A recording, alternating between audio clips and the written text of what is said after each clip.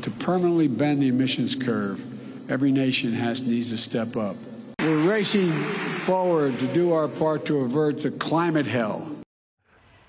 President Biden out with a dire warning about climate change during remarks in Egypt for the UN's COP27 climate conference.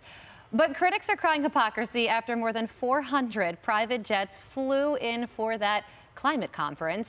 It comes as climate activists have been ramping up protests around the world. Last weekend, protesters on bicycles blocked runways at an airport in Amsterdam to protest greenhouse gas emissions caused by travel. We're seeing those protests all over the place.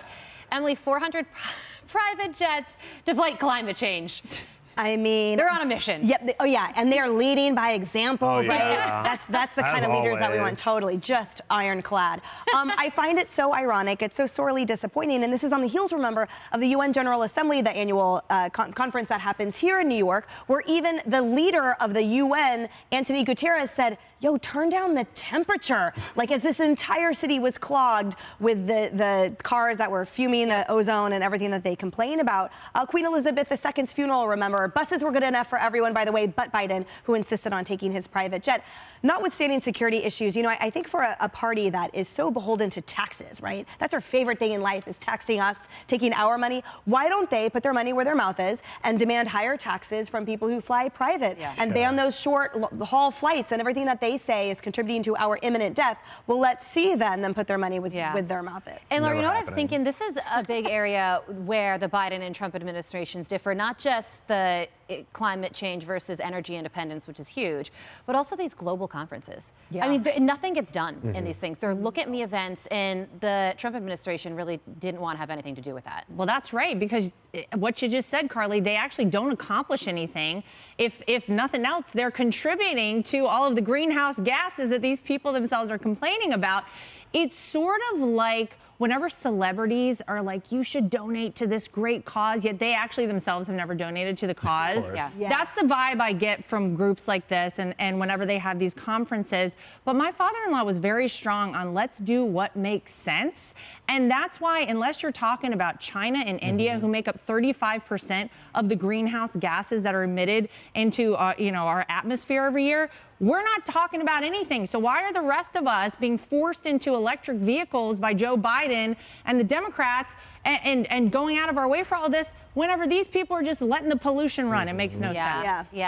Laura just brought up China, India, and Kara, you were nodding your head. Oh, exactly. It's just a manifestation of rules for thee, but not for me. You know, they're hypocrites. They don't care. John Kerry says, oh, I can fly private because I'm that important, and you and your commercial jet, you can't do that at all. But when it comes to Joe Biden saying, okay, climate change is an existential threat, let's replace climate change with the Chinese Communist Party is an existential threat. I mean, you're giving them leverage by actually saying climate change is critically important when we know that China is attacking us on all fronts, and now they have a seat at the table when it comes to climate negotiations. And just as Laura said, I mean, they are one of the top most emitters, more emissions than the entire third world combined. So it's hypocrisy all the way down, and they don't care. Climate hypocrisy is your favorite hypocrisy, right? My favorite hypocrisy. And so let's get to the baseline of what this is all about, right? There's a method to this propaganda madness. So this is all about the Green New Deal, right?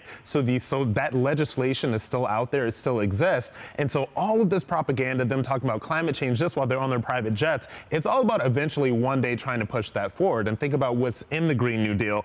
We've got free college, we've got universal basic income. It's just like this wish list for the far left. So when you look at all of these ridiculous conversations being had and all of this hypocrisy, remember the baseline is for them to push the Green New Deal socialist legislation. Yeah, absolutely. And I was looking up the statistics. Remember, Emily, the president, before the midterm election, says that he wants to shut down the coal industry.